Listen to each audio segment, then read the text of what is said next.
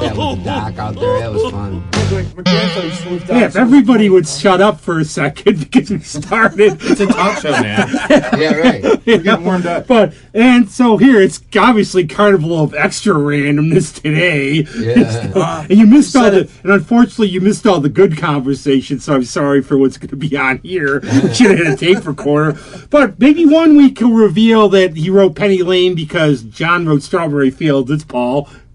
We found out he's actually really Paul McCartney, and that other guy's a fake. Del is Paul McCartney. Yeah. No, I'm more of a Ringo. Yeah, definitely. And looking really, as you'll see later on when we do have our picture, looking really stylish today is Greg. Yeah, man. Yep. Like, well, you know, my hair was wet. Well, Steven or locally Dan Liberto. Stan. Yeah. Well, you know, I steal every image I can possibly get. Good. And back again, joining us. Somehow we got him back to the studio after the other time. He was not afraid to come back. Adele. Yep. Back again. This will be my third or fourth time. Yeah, but you've done Zoom, so they're right. This is the show, but I don't mind. Do it either way. Either way. But actually, one question, because this one's going to get kind of weird probably today. I really suspect that. But I was actually thinking of this because I had a conversation with a friend of mine a couple days ago. Is there, like, being music people, is there any, like, one genre where you just go, you know, I've tried, I can't, I just don't like it?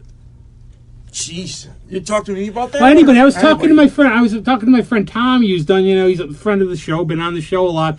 He's done his, like, I think he's got, like, Moongator now, sort of country-ish. He's had Big Bertha, blues, like, sort of like Grease Creepers, which is, like, sort of like the Cramps type stuff. He says the one thing he hates is metal. Yeah, it's either metal or opera music. Oh, I love opera. I've been to opera. I've been to the Bolshoi. I've been to the Bolshoi and everything. I think seeing it live. It's a ballet. There's bands that actually combine. No, it was an opera though. No, it was an opera. You went to an opera. I was in Leningrad. Okay. Yeah, it was the one where probably the same thing every time where somebody sell the soul to the devil. It wasn't Faust, but it was like some medieval story. Don Giovanni. I really don't know. I guess for me it's hip hop. I hate to say it that way, but no, I actually agree. I'm sort of like that too. I've tried, and I figure sometimes I think with hip hop, you have to get into the rhythm and get the thing. And the grooves are great. I just don't like the production on a lot of the modern stuff with the auto tune and all that stuff. I mean, yeah, if you get away from that stuff, more the grooves are great. The beats Dylan, are great. Dylan influence type of stuff is good. Yeah, you know, stuff with good lyrics. After Run DMC, I kind of lost it. You know what I mean? I always play Christmas Goes to Hollis, though. No, but one of the ones, like... There's bands that do in between opera and heavy metal. They do both. And they're, you know, like the Darkness, I think. Yeah. Yeah, they do both opera and heavy metal at the same time. Action shot while we're talking. There we go. Smile. Sorry, I'm into posing. I watched this Betty Page thing yesterday, so I was like, oh. The one I didn't actually know just from like some of my friends. She had a really interesting life. She did. Oh, did she become like a Christian and everything, like a big religious person? Well, she was always that. All these people that knew her said, oh, she went to church on Sunday, but she just enjoyed the modeling thing, and she just enjoyed her body, and she just thought it was cool to do what she was doing, and she didn't think it was. But see, that's the thing. I mean, I'm kind of going off on a thing here, but that's what the show's going to be. I'm being very random today. No, but you know, she wasn't like some skag. She wasn't like she was clean. Yeah, she just and she just enjoyed it as an art form. I mean, she wasn't part of a lifestyle. She just It reminds me of Greg from the Chesterfield Kings. He's the same way. He used to go to church every Sunday and still play out in the band that he had. People get that. Like, people always, like, there's the old story. There's a book called Fargo Rock City, which is really fun. Doesn't matter if you like the music or not, because it's not my favorite, but it's about a guy, he lives in, like, North Dakota. And he's talking about metal, and he said, like, for kids like us, and, like, Kiss would come out there and play and everything. Yeah. But he tells the one story where he goes, okay, I went down to the hotel when Cinderella played. And I met them. I was really disappointed. They were all just normal guys. They were just normal guys who played. He expected something different. But then Guns N' Roses played. I found where Slash was staying.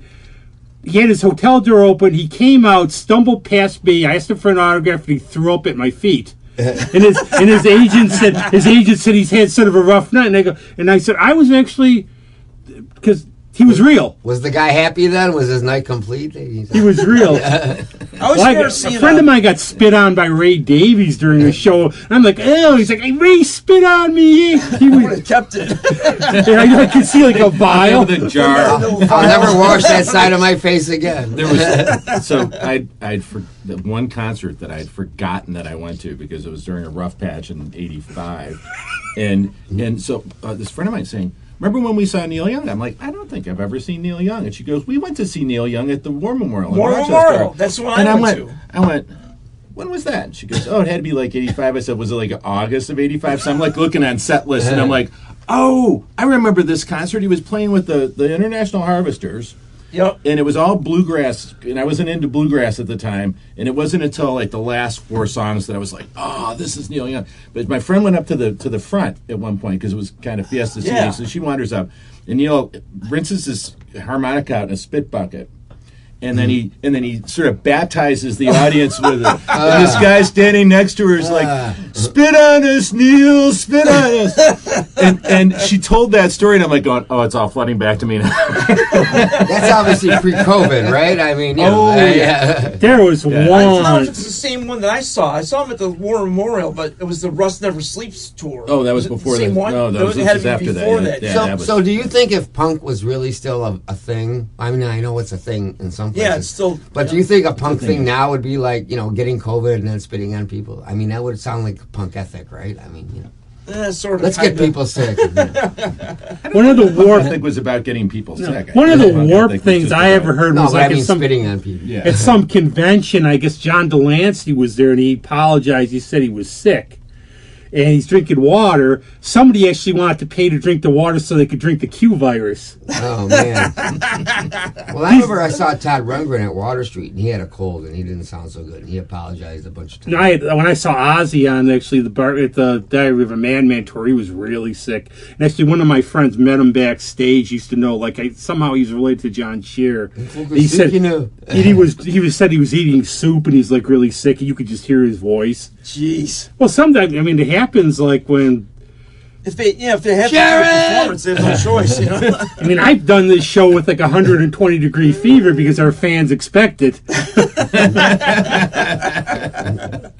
think I saw Pat Benatar with a head cold. I know she did. She did. I remember the review of that. I guess she was apologizing. Yeah, because her voice sounded like crap. She had a real rough voice, but she still sounded great. She's still, real good. This singer I play in a band with, she said something about Pat Benatar said that the best thing for your voice are Lay's potato chips. Really? For some reason they do something who to said that, Susie? Could be the salt. Pat Benatar. No, who said that about Pat Benatar? The singer that I work with. Yeah. Yeah, she said that's something that Pat Benatar said. I don't know. Wow. It's funny with Pat Benatar. Yeah. She sends out almost like personal emails to people just to come to their performance. Oh, really? Yeah. Like her husband wrote to me or something saying, "I hope you show up." Oh, really? It's like, oh my god, he's actually wrote to me. It's pretty interesting. I actually also finally found out what Benny and the Jets was about. I told Adriana, and because she's been singing it. Like, oh, I had an idea, but what is it about? Benny and the Jets, okay. Yeah, I can never figure it out. It's 1970s, right? Yeah. Hedonism. Benny and the Jets is about snorting coke with a $100 bill. Oh. Benjamin, 100. Oh. That makes sense now. So I told Adriana, it's like, I said I saw a clip on The Muppet Show where Elton John was playing with the Muppets. That's a flirt. That's a one of the Muppets snorting or something. That's a pretty slow an animal. Yeah. You know Animal. It's a Benjamin. Animal led their rock and roll life and everything. But one type of music I don't really like, and Greg, you'll appreciate this, is like sort of like that dance music, Billy, that type of stuff, like the new electronic. Right. I always say it's got no soul to it to me. It's just got it's probably well produced, but... Yeah, it's just electronic. No, they're not physically playing an instrument or something. The thing I can't take, and it's really rough, is that sort of death metal where they just the scream, the screamo, really low voice. I don't like that. Screamo. Yeah, we can't tell what they're saying either way. Yeah, I'm more of a lyrics person. I like to hear the lyrics. We saw, and I won't name the band, but we saw a band play at the Bug Jar. It was a cousin's band that came in from Syracuse. Yeah, and they were really good. And this guy had gotten up, and their vocalist had gotten up to sing with the band before, and he had this fantastic voice, and he really sounded great. And then he got up and with his own band. He's like, and we had one. Fox 45 played one gig at the Bug Jar, and I don't know who opened.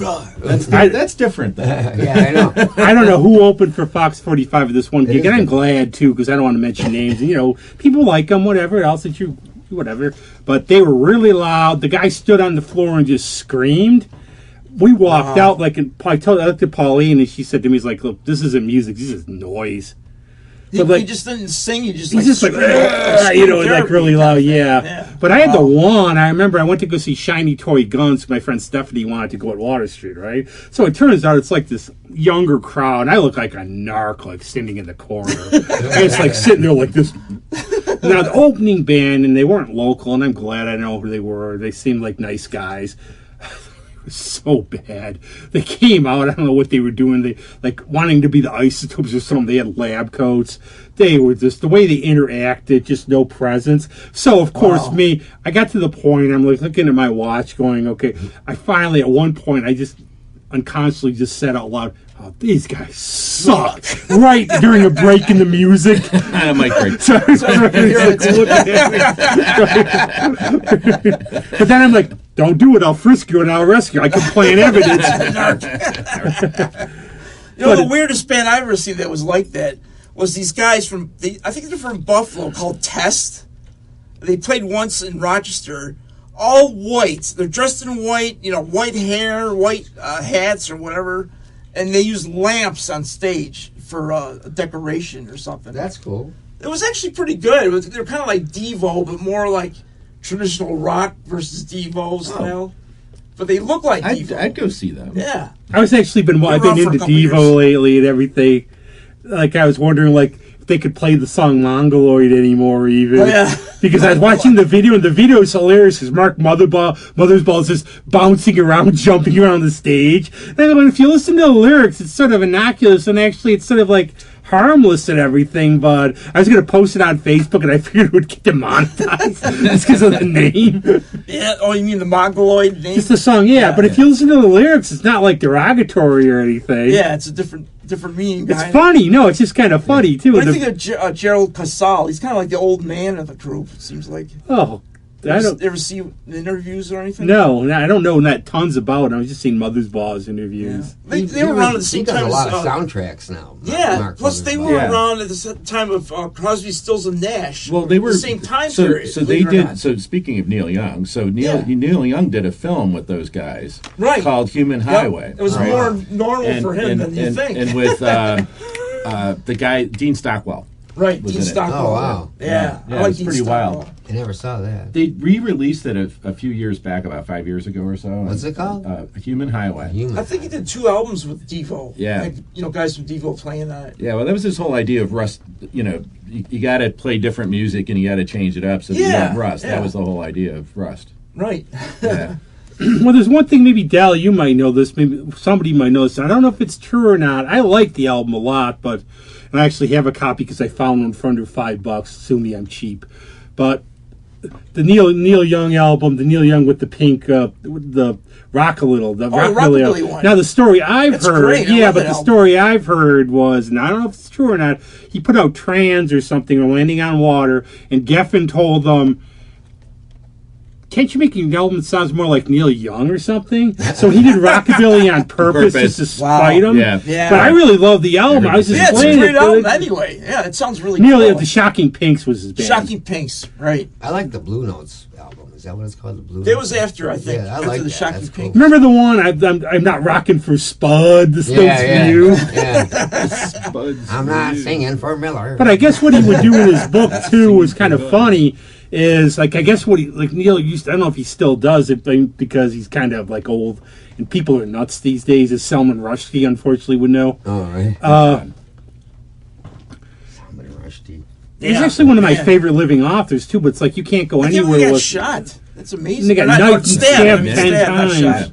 I keep thinking of Rochester. It's stabbed. Oh, Your choice, either want to get stabbed garbage plate or stabbed or shot. Oh, good.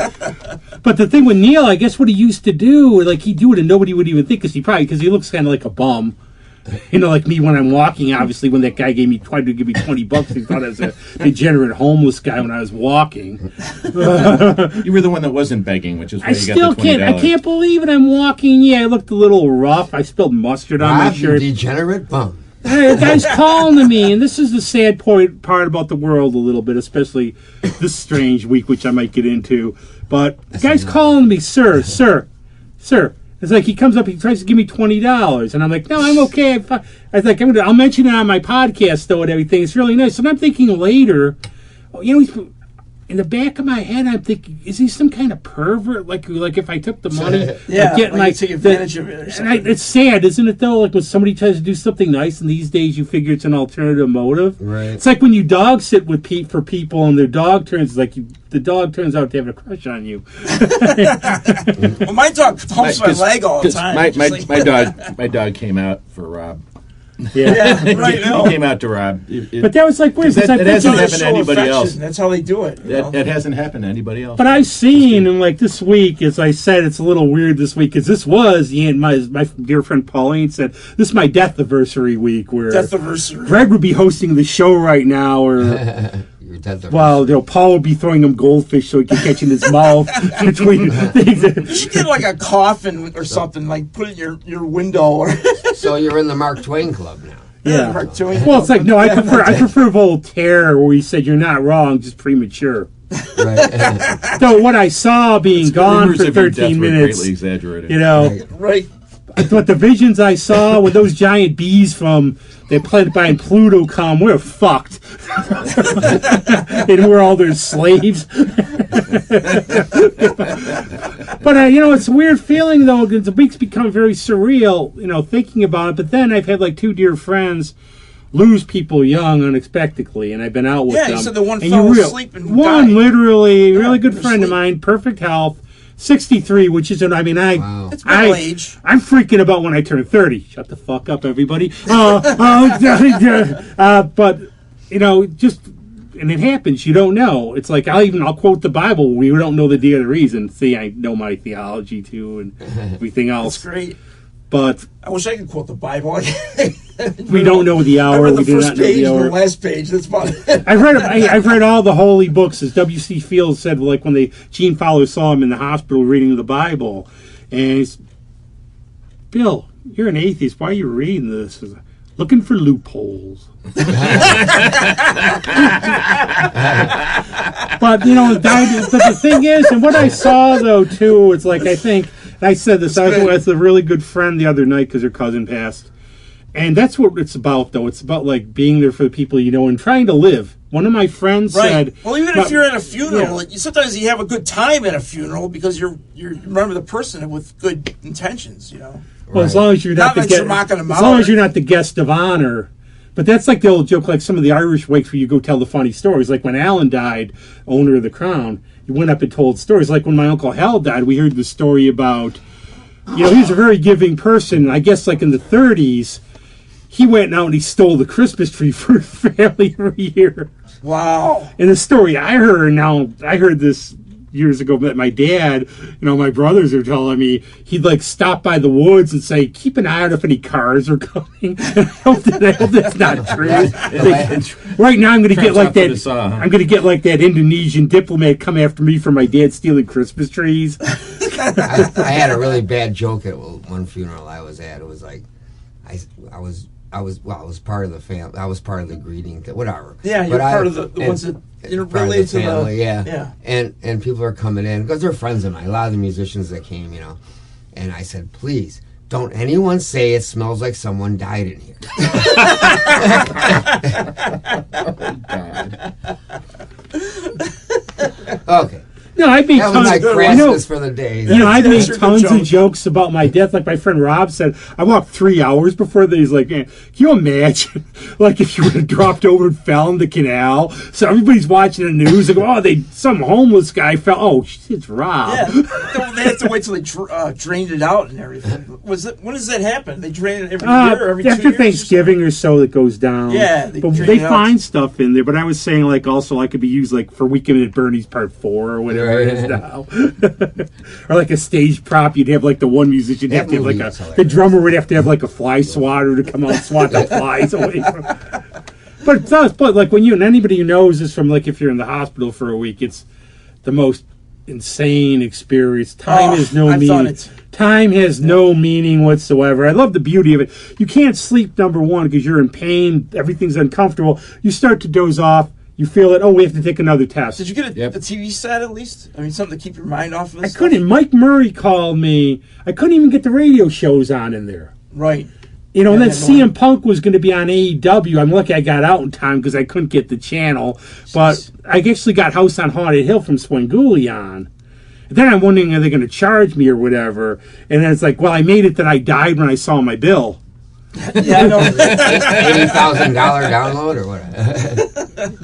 Oh, it's like it would be like the Three Stooges, or like the reverse of that one where Shemp wins the super like $10 million lottery. Wow. So they rent out the hotel and they get the bill, they get the lottery, and it goes deduction, federal tax, state tax. Federal tax. It's 5 cents. Right. But time, it just has no meaning. It doesn't like being in the ER. Yeah. It's like, okay, you're in when a I was there Russian for a week, novel. all I did was watch Leave It to Beaver reruns. The whole time, I just keep remembering that's all I did while I was love there. Leave It to Beaver. Like, I never got Oh, dressed, bless never took Tony a shower. Dow, too. Tony Guilty Dow. pleasure. Yep, Tony Dow. I had the one episode was rang true to me in grade school because I had like a shirt. It was all these fancy colors. And we could get away with it somehow. Yeah, it was Catholic school, but I managed to wear it. But what happened was, I see one of the girls wearing the same shirt I am when you're a kid in school. Oh, wow. And that happened with Beaver in one episode. He goes, it's the same thing. I've always been amazed at people that, I mean, in the realm of like kind of like the gamble thing, it's like no one wears the same clothes. Yeah. I mean, you're in a group of people. Everybody's wearing. I mean, well, sometimes you get the people that odds have, of that are so astronomical. It's but not true. It happens every day. I used to work in an office, and 3 times out of a week, we would all have the same color shirt on. Right. And they wonder, how does that happen? How does that? Why does that occur? I wonder if it's a mood thing, like or either you know each other enough psychically to wear the same colors or something. I'm not sure. No, we did a work in high school. My one friend and I. You have to occupy yourself when you're miserable and having the most miserable time of your life. That's my problem. So we would do like this little thing where we would just do where we would dress like. What we would always do too is I've got my little golf socks on because I got them at Ollie's for like under $1. but what we would do is we'd wear 2 different color socks. And then like people would even ask us like, don't you know? And it's like, oh yeah, we call each other and color coordinate everything. Right. We're like that. I have another pair just like it at home. We didn't get sent to the psychiatrist somehow. But like at that place too, with those brothers and everything, if I went to confession, I would have said, Father, you first. the way some of those brothers were at those school. We had these were confirmed too. Some of the stuff out there. Jeez. But that's another weird subject. Sort of like my friend Sean said. Well, in a way, to see the opposite thing, it seems like it would be an easy way to get money. Like you could just be someone that wanted to get money from the. Oh, I agree. I agree. And totally lie about the whole thing. Oh no, and I know like there's one. Oh, we're getting into some good subject matter now. But my ex-pastor got accused, and the thing was, he's a drunk, sort of a surly guy. That's redundant. Yeah. Now, if I ever, so they have wine, could you imagine? Wouldn't that be like awesome to have that power?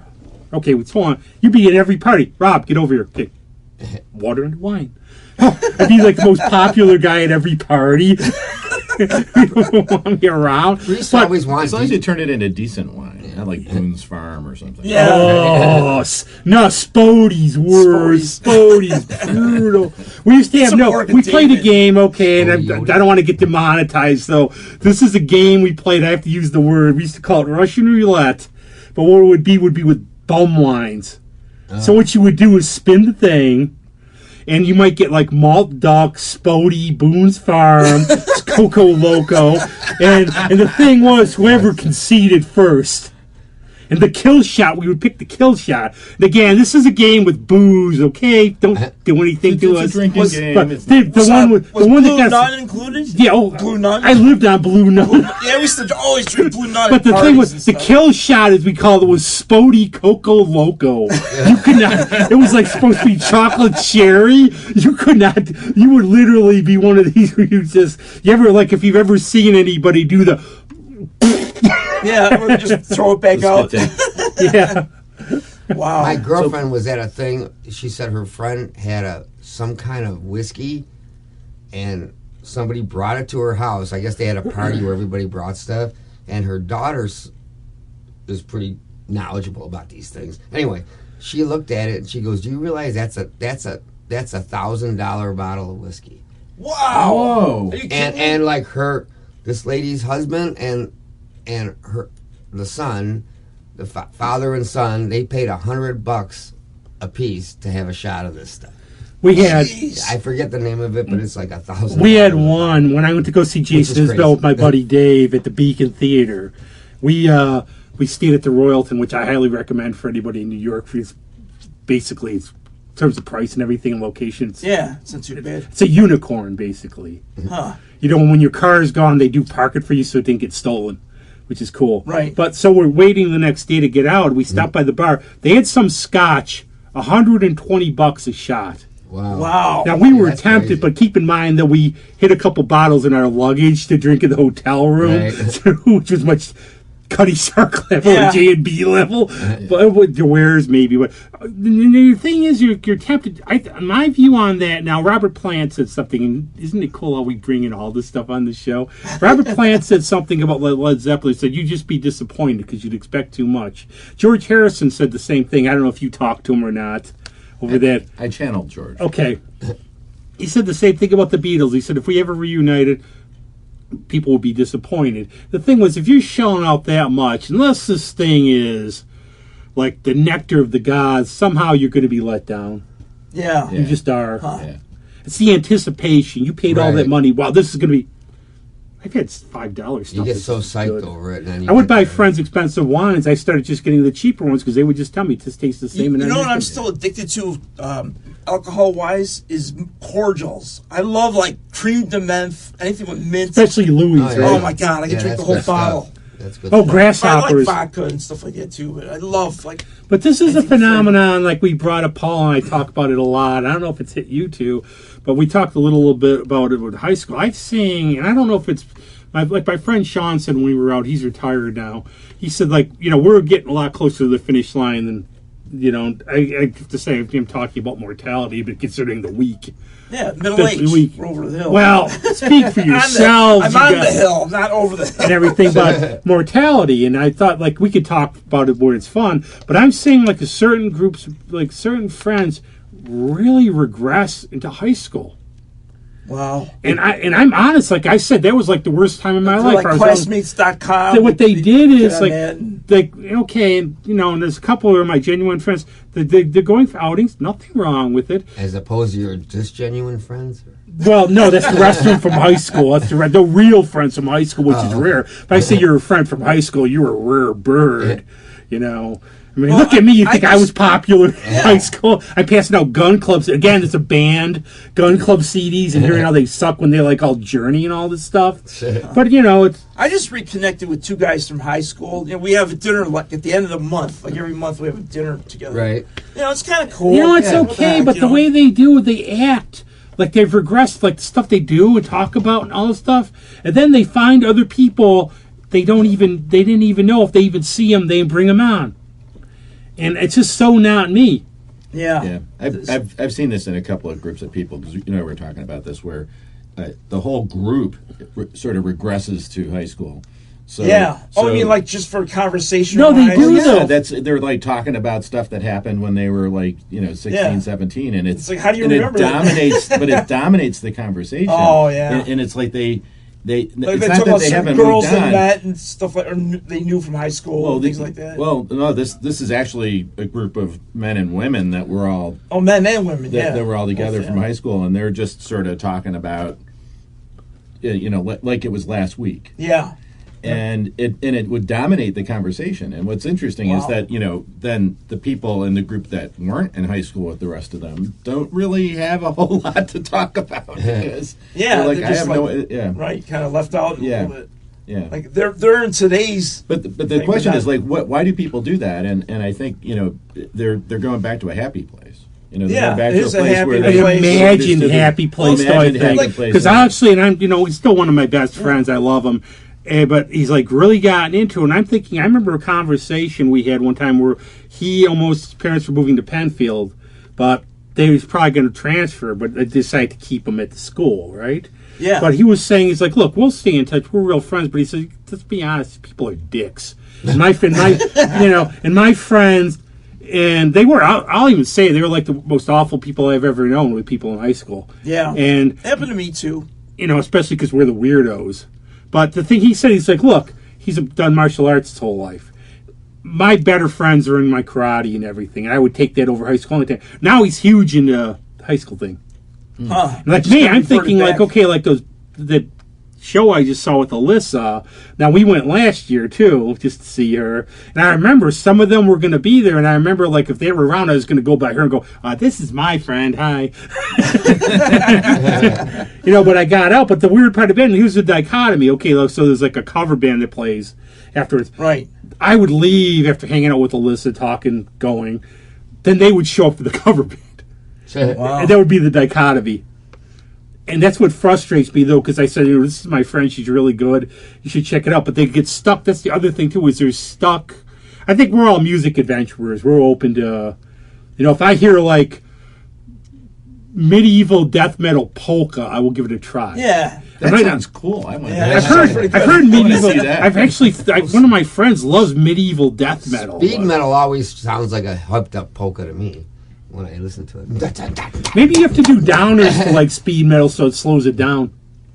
Maybe. Well, I always remember like not advocating that. The black country music was kind of an odd thing. Well, Charlie Pride. Remember for New Wave, the Bus Boys. Bus Boys, right? Yeah. Yep. I'll tell you, that show Fridays, in terms of whatever you think about like the other stuff on it, had better music than Saturday Night Live. Oh yeah. That's why I discovered a lot of bands, because they'd have the jam on. The episode with Shatner was really funny too, where he's like, where he's doing the one with Kim Carnes, like, Scotty, she's talking about Betty Davis eyes. And the one part, all the cast comes up to him, he goes on, Scotty, get me the hell out of here.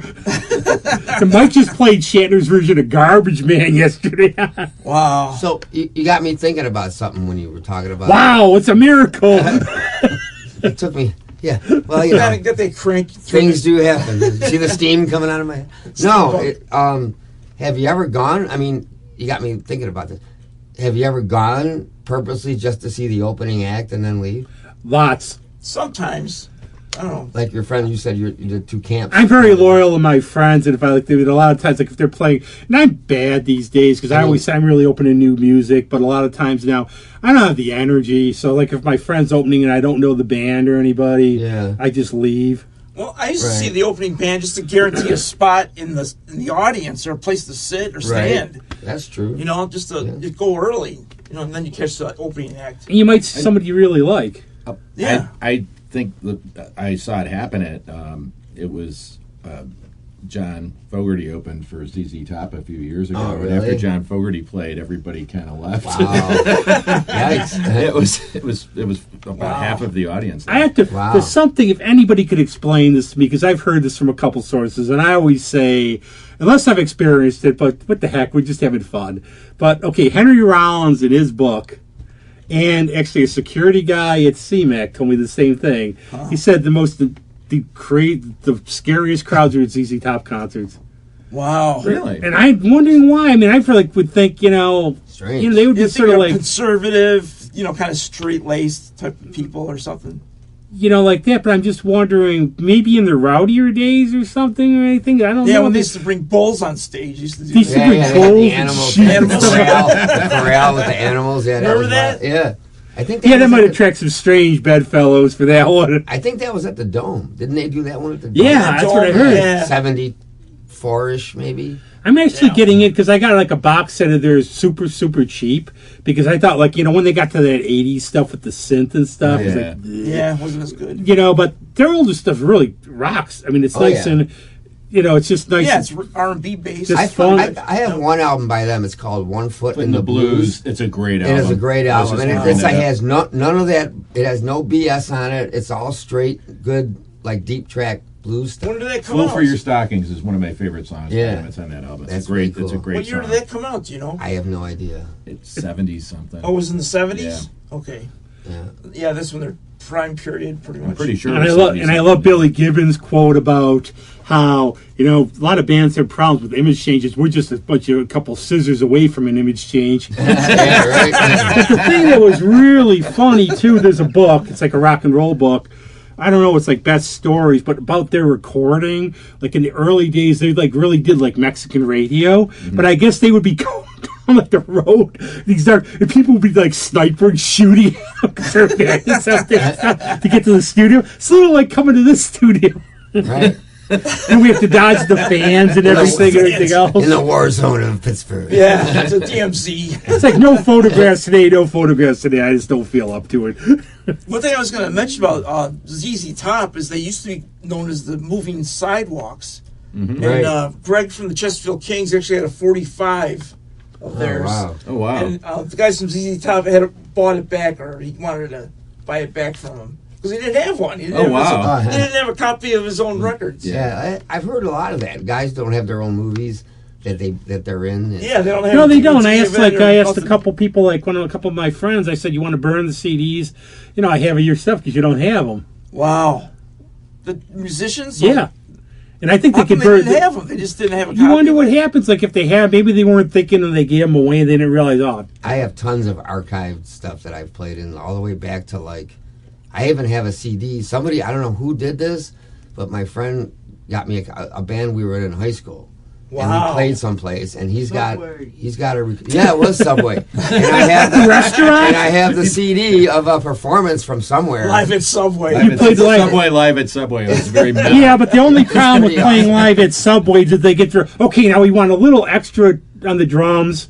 Yeah. Okay, the bass a little heavier. We make it to order. Yeah, It they It takes takes order. 28 some minutes. mayo. It takes 28 minutes before the first song because of that. No, Rob Mount, as you met Rob Mount, he'll Yeah. be back in September on the show.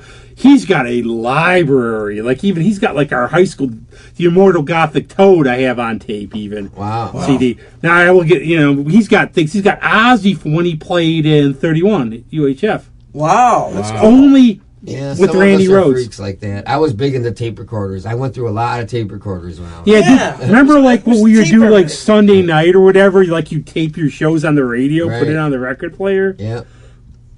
I have tons of like a whole lot of shakings. I used to record that King Biscuit Flour Hour. when Oh, they had- yeah. Oh, that's that's some was a nice great- tape that was a too. great I had it on tape. 8-track, in fact, a couple times.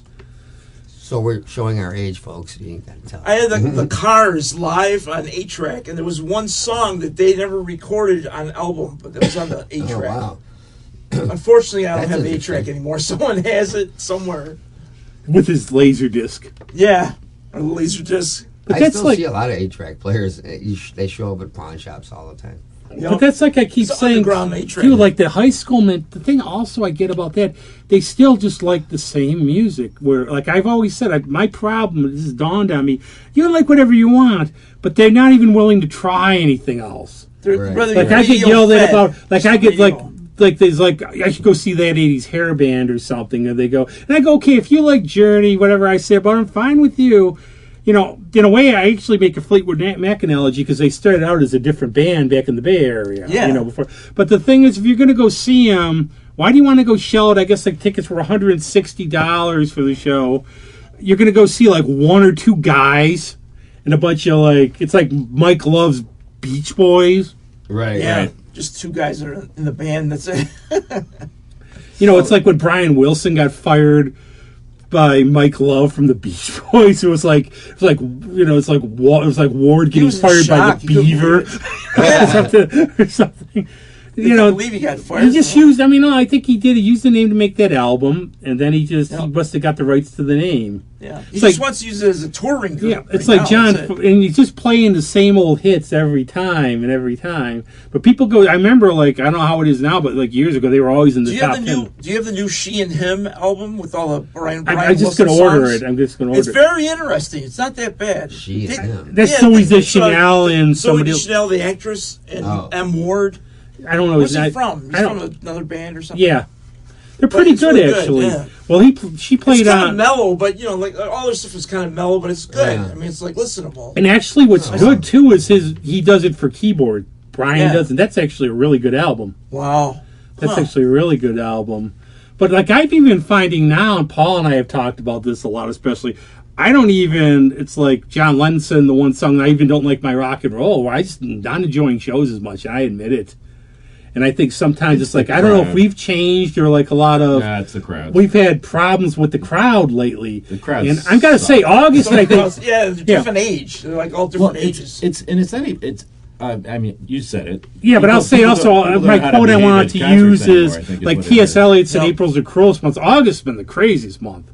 Yeah. But people that go to shows, I'm wondering, are they bored? Do they just want to come out and have...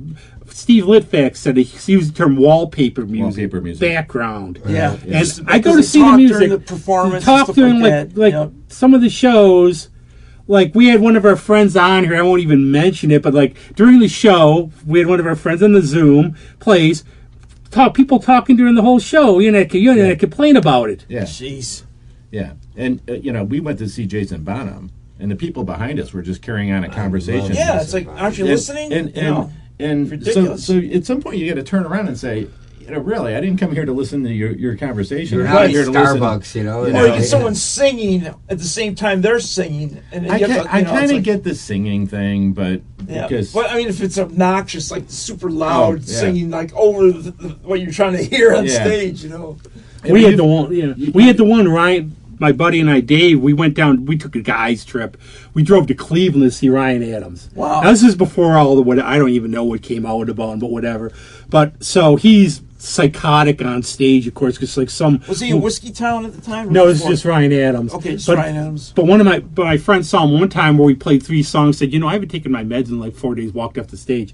But for this show, somebody heckled him and he wouldn't stop. But so he's going on. And he's like, what did this woman think when she got up? Let's see how I can ruin the day. Somebody yelled Freebird. He goes, we should have done that in the 80s when at least a few of them were alive. But my friend, what we did on the show is we didn't know where we were going. He got a ticket. I got a ticket, so we didn't sit together. He said, Robbie, the whole show, there was some guy next to me, tears in his eyes, singing every song. And I just looked at him and I go, buddy, can I just get one, please? We drove 4 hours. Yeah, to see it, right. But the guy was having a religious experience. The only time I cried myself at a concert was when I saw U2 at the stadium. Oh. One of their last songs, I had tears in my eyes. It was so emotionally, So the only time I saw U2 and loved it. I would say I would have cried at a U2 concert for other reasons, probably. It was at the stadium. I take it back. It was at the stadium. No, I do. Fair enough. I liked them all the way up through Octung Baby. Then I think they just lost it a little bit. I don't know. They just changed it. They got older like everybody else. Yeah, you do. But it was the same riff. Yeah. I think Greg said that before. It was the same riff over and over again at some point. After Octung. Can you imagine? There's such things as artistic pride, and then there's stupidity. There's a movie out called I Shot Bono, and again, it's just the title. Okay, I hate to say that, but it's a true story of a guy who grew up with Paul Hewson. Wow. And they were really good friends. He actually saw him at a concert. When he came out, he's Bono now. Hey, Paul, stop. What he did when U2 got big, he remembered their band. He's like, hey, want to come and tour with us? And what did he tell him? He said, now I want to try to make it on my own. Wow. So the band broke up a little while after because he said we could have toured with U2 and I turned it down. But you go see it. They have the movie. It's actually pretty funny. Wow. It's not a really wise business decision, I don't think. Well, that's why, Greg, like it or not, we get Billie Eilish. I'm having her on. You can do that. I'll be nice to her. I promise. I was going to say one thing about. I love your stuff, Billy. Listen to it all the time. Got pictures of you in my room. Yeah, then you're like, just everything to me. and then you're like the big problem. Oh, what songs of mine do you like? Oh, I really like that Freebird. I do my research and that one that everybody's playing right now. Yeah, the one that everybody's playing right. I know Ocean Eyes because Adriana played it in here. She liked it, so I do know one. Well, anything else besides Ocean Eyes? I'm just so emotional about that song. I can't get by it.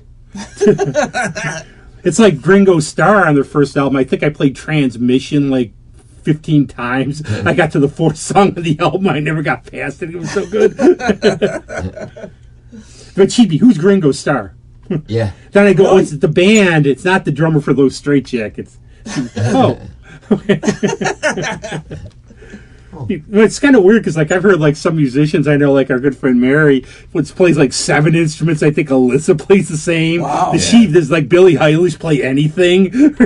Sing? I doubt it. What is she a solo artist or someone that plays in bands? No, she's like Mary. Oh, Mary plays with Nate Coffey, and she plays Mary Monroe. Mary Monroe. Yeah. But she's like multi-talented. She brought her little harp here. It was a great show. We almost required. You're lucky because we almost thought after that having a rule that guests would have to bring a mini harp and play at the end. I could drink a harp at the end. The last harp and Watney's I had were disgusting. And the thing about the Watney's Red Barrel, I love this. Where I order a Watney's, I know the bartender. Oh, here, take it free. I'm like, great. So I do the rotten eggs, and it's like, oh, I go, what the hell? And he goes, oh. The keg heated up and cold, so I knew it was bad, so I'm giving it away. Like, no soup for you. Like, that's the problem is, like, when they know you get some treatment, but then they know they can ignore you because you know you're going to be fine or give you, like, the bad stuff. I did that once at a bar. I think it was like, there was a place in High Falls. What the hell was the name of it? Jack's something or other? I don't know. Anyway, the beer had turned, and I went to the bartender. I said, this is not... He said something to me. I said, here, you drink it. And then he's like, whoa. Yeah, they drink it. And then he gave me something else. It always happens with, what's that one beer? It was like apple cider by the time I got it. You get that beer that tastes like skunk if they don't do something good with it. It's it's Canadian Moosehead. Yeah, it's Moosehead. I know. Yeah, it's the green. No. What happens is the green bottles. Green bottles. Yeah. But I had the one. We used to go see my friend Pat. They still make Pat Bear. I don't know. That I guess like one of my friends said, if you can get the real stuff, it's really good. But it's hard to get the real stuff. You got to get the triple X. It's hard to get the stuff in. It's hard to get the stuff in the States. But I used to go see the band Crazy Train. My friend Pat Barry is a great guy. Ozzy cover band. But we'd go see him. But I remember the one time we're at some bar to see them, and it's like one of these metal bars, and I ordered like a killian something. It was like rotten eggs, and my friend said, "How dumb are you? Use logic. When you go to one of these bars, see what you think the crowd's drinking, because otherwise the tap's going to be really yeah. Every beer I pick is like it's nobody else buys it, so it's like by the time I get it, it's crappy. So I go with the Coors Light or something. That's like, don't get wine at a metal bar. Right. Yeah. It's not a good place. Because it's probably been sitting there since the last time. Or, I don't know if they serve it, but it was like a big rise for me because I bought it when I was underage at an Amerks game. I was like the biggest, sometimes when you're underage, you go order a beer or something, and you get like, it's like, I'm God. So they had a scotch and soda for some reason. Never get a scotch and soda at an Amerks game. Right. One place you get wine, which had a real big crowd. I went to see Inside Out. It used to be the Insiders. Oh, yeah, I know those guys. They played it at Fairport. It's like a wine and cheese place or something. Right. I don't know the exact. I was Fairport Brewery. It's my nice. Wine and cheese too on the canal. Everybody reserved seats. I couldn't find a seat that was not reserved. I had like one seat left, and I was able to sit there. But I couldn't believe it. The wine, wine and cheese. It was pretty unique for being a beer type. I think wine is a lot more accepted now, and more people are into wine. So I think wine. I think you get drunk places at the have same a little rate bit if better you have turnover enough of wine now. But I mean, a lot of women don't drink wine. They don't drink beer. Yeah. Well, you're in trouble, like you said. You go to like one of those like metal show outdoor cover bands, and you go, "Well, I'll try the wine." He goes, "Well, we just finished this box. Let's." Right. I got the little like squirter. The box wines. Oh, good. They're like, well, why did they run out of Irish Rose or something? Other type of thing. Because I remember, like, in the liquor store, if you made the left, it was all like the Thunderbirds and the Mad Dogs. All behind together. No, but I am wondering about the phenomenon it shows, and I wonder if it'll keep. I wonder, like, too, if COVID, if people are coming out more and they just trying too hard or something, or what's going on. What do you mean the badly behaved audiences? Yeah, badly behaved everywhere. Country but I mean, you saw it. Don't mention where you were at, but the person. But that story you told me about the restaurant was priceless. Wait, which? Oh God! Oh yeah. So we were at a rather high end restaurant. It was a new Burger King that was like special. Yeah, that's it. we were at a well known Rochester steakhouse. Yeah. Downtown. Longhorn. I'll leave it there. Longhorn. Yeah. Texas roadkill. And I like that. And we went. A friend of ours works there as a waitress, and we had a very nice meal. And this guy shows up. So it's there's like maybe 3 couples in the place, and then it's down to like 2 couples. These 3 women coming together. They're friends.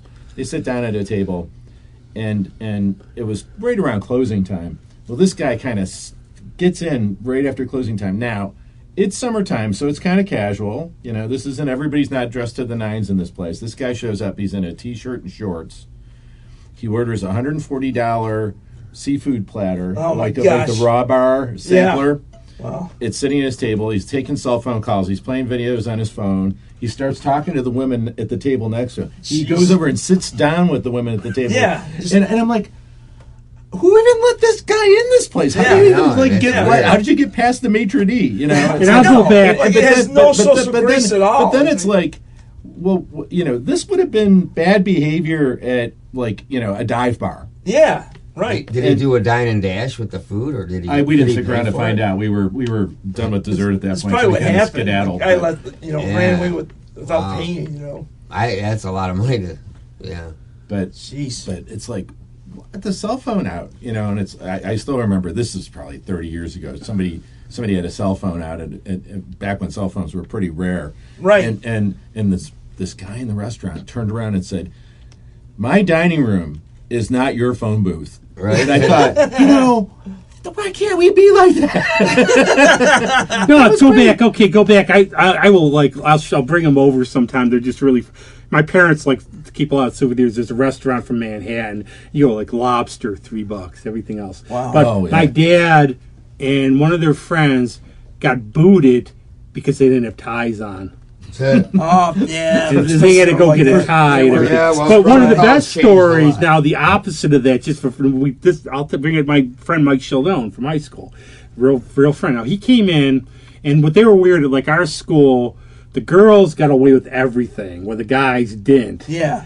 So Mike comes in. He's very well dressed, right? Very well dressed. He's got the tie, but he's got stonewashed jeans on, right? Oh, no. They get him, and what they would usually do, so they told him either you're going to go sit in the library all day or go home and change. Now, he had a job. Our friend Bauman, who's been on the show, Greg's met him, is his dad owned Lodge on the Green. They worked there. Huh. He goes down to the lodge. He gets his clothes from last night. Dress pants, button-down shirt, grease, slop all over, but regulation. Yeah. So he was really he comes in wearing this, looking like he fell through like a car wash or something. Car wash. Got sprayed, and that was acceptable with what he wore before. Yeah. Right. One of my buddies, we used to get drunk out by the gate. One time he got blasted. He tripped, fell in a puddle, had mud all over him. Nobody said a word to him. But my friend was really well dressed, but had stonewashed jeans on.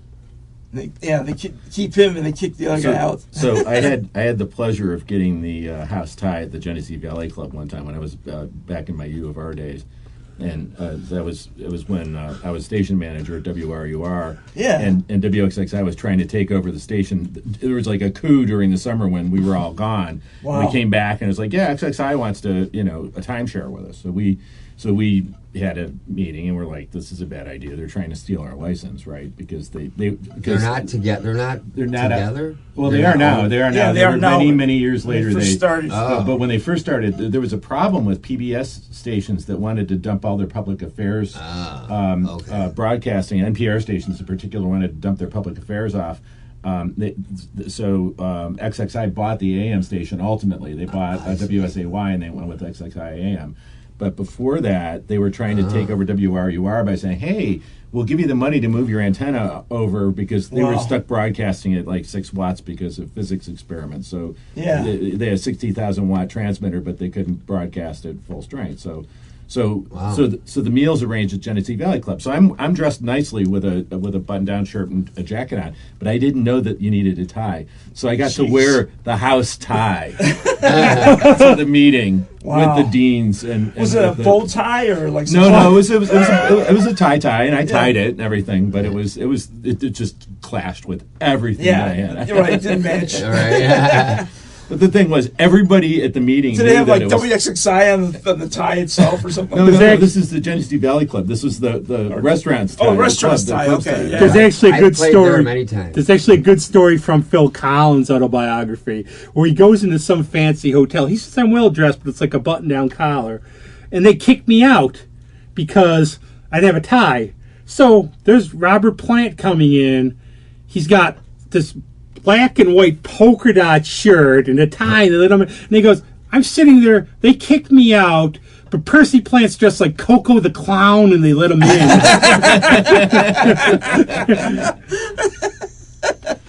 But I still thinking of like my hospital jokes, like the first time, like I said, the MRI there, and they come back and the doctor goes, somehow you don't have any brain damage, and I go, okay, here's my phone. Call any of my friends. Say that. See what they say. It's clearly somebody else. But the other one was like they might also have brain damage, but at least you're not brain dead. But then they come in and they say the doctor said, okay, here's what's happened. You got to do this. How long am I going to be in this place?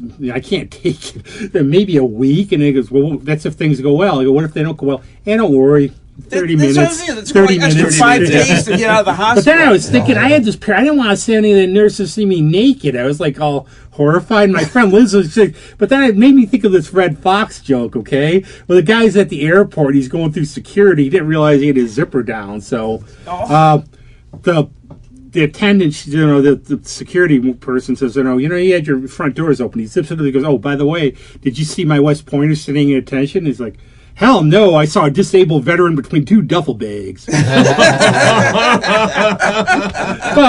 we could, obviously you got to come back. We blew by this. We talked a little about, we talked about mortality. Next week, more ball jokes. Yeah. Oh, the funniest one I heard about balls coming out of somebody's shorts, like when they're sitting there, is a couple dinosaur eggs. Oh, okay. If you want to do a dinosaur eggs coming out. You ever seen it? No, I heard about the one. This was we could do naughty stuff on the show, but some guy said he had like bull dick. It was like the Rocky Mountain crabs. I guess it swells all. And what you had to do, I don't know why you would say it. You had to go to the doctor. They had to take a rubber mallet and pound it. Ow! It's like the reflex hammer. Just keep hitting it with a reflex hammer. He went to the clown doctor, didn't he? The other part though too is could you imagine like it would have been like if I died though? We could have had a tribute show and I could have been here. You could have just been talking. Go, what do you think, Rob?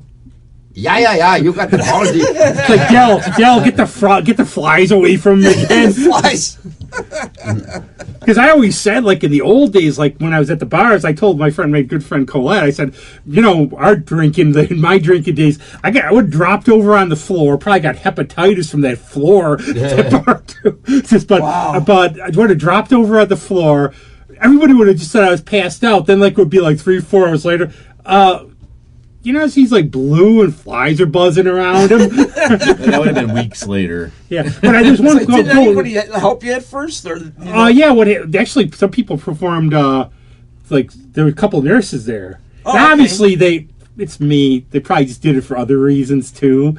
But But when you fell, did you hit anything in your head? I had a scar. Good. I blood all over. It was dripping in my eyes. I planned it. So you hit like the floor or the chair? No, the floor. The floor, It's like, yeah. But I was talking the bar world. Isn't that good? But they kept you alive until the paramedics got there. Let's let the audience guess, but probably Harley Race, the wrestler, in his book. Put a fork in it, Yeah, Harley Race, the wrestler. Yeah, my friends. I could tell what my friends would be doing. It's like, okay, let's check on him first. Let's go through his wallet. They'll never know. But Harley Race, the wrestler, he said he had stomach surgery, and in his bio he goes, "There's a 50-50 chance if I was going to live." Maybe if you're reading this, you can guess. But I had a really quick story about we were talking about booze. The one, Greg Townsend. I don't think he ever drank it. Yeah. He had to buy it. He goes, Rob, take a look at this. When he was in Mexico, he brings back a bottle. Okay, all it does, typewritten with a piece of paper on it, is tequila spelled wrong. And I'm like, did it have X's on the bottom? It's like I'm not going to drink turpentine or whatever it is. Turpentine. You pour it, it goes through the floor. No, the thing was, I said I was fine. I walked 3 hours a day. It was hot, but I do that all the time. I'm talking to some friends, and then the next minute I wake up in an ambulance, and they're like, he's finally back. Man. Wow. Did they have air right on you? They put air in your lungs or anything? Yeah. But the thing was, I was the talk of the bar world because the owners of the bar knew people, knew some bartender, said it was the scariest thing saying. There's blood everywhere. Wow. Jeez. And it's like somebody hit you in the head with a club or something. You can make you can make your own story. You should have. It's like an episode of Batman. The Riddler sent his goons, or the Penguin shot his umbrella at me. No, I was saying that I fought off a horde of ninjas or whatever. Yeah, ninjas. It was from a knife blade. I'd ended the thing with the Waco kid, in Blazing Saddles.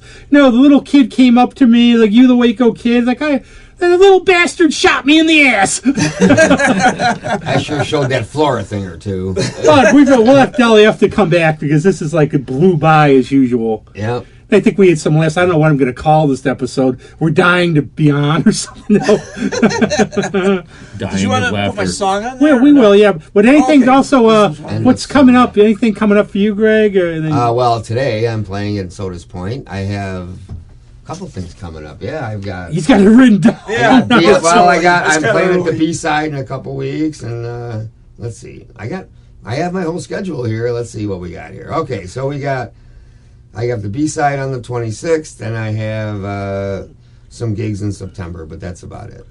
Plus, you have the laundry. When you're going to do the laundry, I take it. Laundry? I got to go shopping for CD. I got to do laundry DVDs at Big Lots. Right there. Adele, you've been doing... the only music thing I was going to say you're doing something now. Well, I was going to keep it a secret, but in September, I'm going to have another CD being made.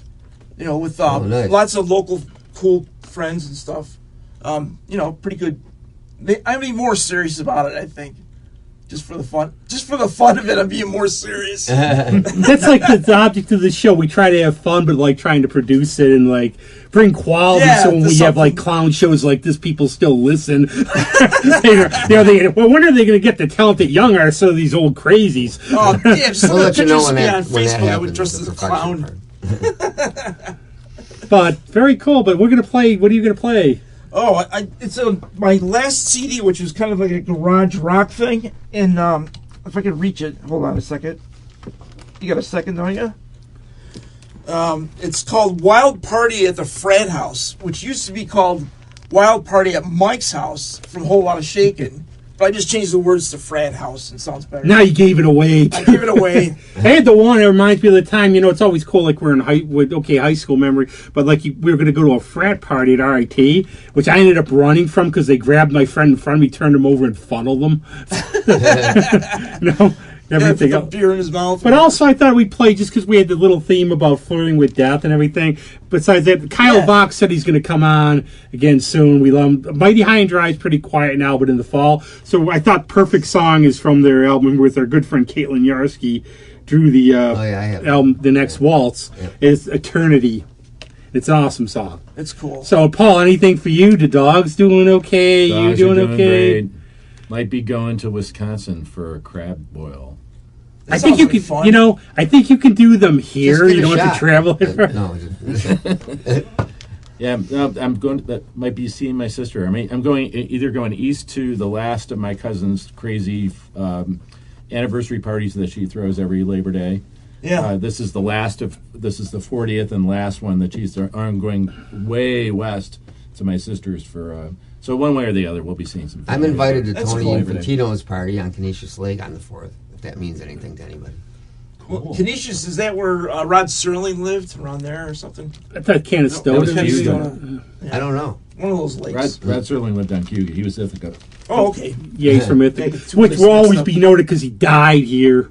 Yeah, he died And I in the remember hospital, reading yeah. the Starlog interview just before, the surgery almost. But that was. But think how far medicine's come now. Yeah. Oh, I everything know. It else. would have saved his life. It's amazing. Today, Like for me, I think it was like they did like 3 of my things that day, plus they amputated some guy's leg like it was nothing. They imagine, we got like 3 open heart surgeries. This guy needs this. Plus we got to chop this guy's leg off. Then I gotta be on the links by 3. Yeah. But cool. But thanks a lot, Del, and everybody. And I think this was kind of fun. Okay.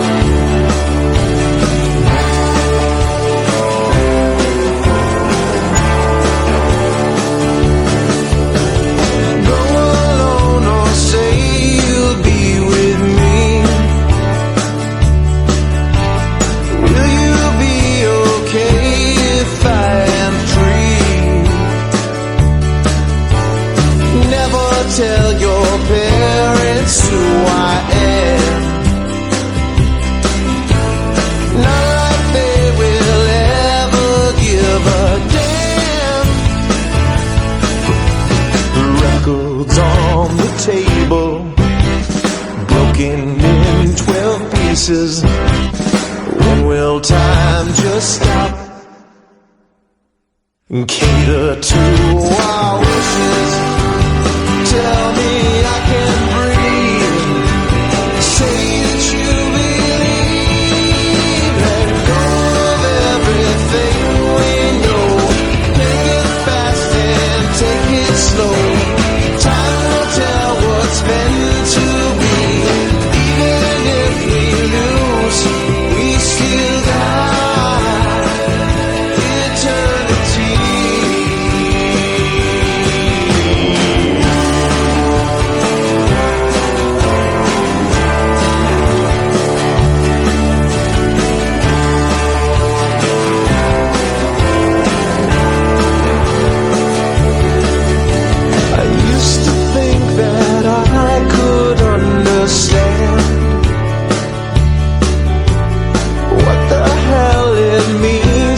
Take a stand. Now it seems that even if I could, I'd just be acting and wouldn't do no good.